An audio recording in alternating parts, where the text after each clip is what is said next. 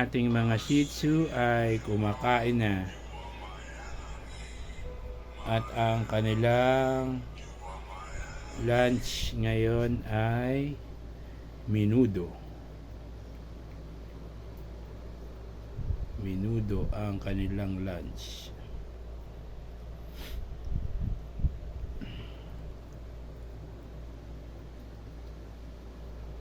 Pero pag chicken yan, ubos ka agad kay Akira. Yan, kailangan subo.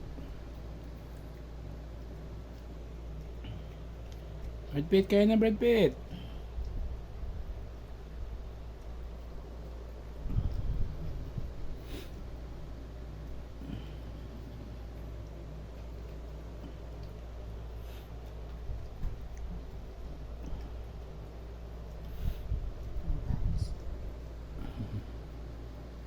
Alam, lakas kain ng Kira.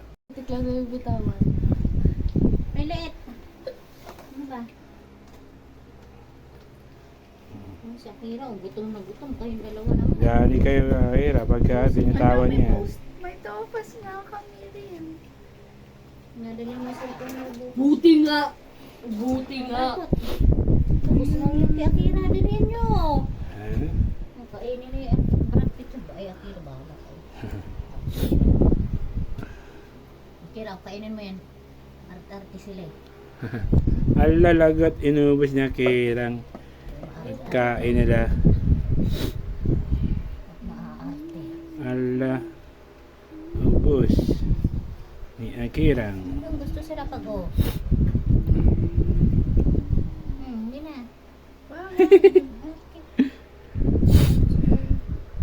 Ayaw niya diwag. Babalik-balikan nila yan. Papa ka na naman. Wala ka ng almusal bukas. Guys, Alam pa natin yan, almusal pa natin hanggang bukas. hindi nakakasawa kayo.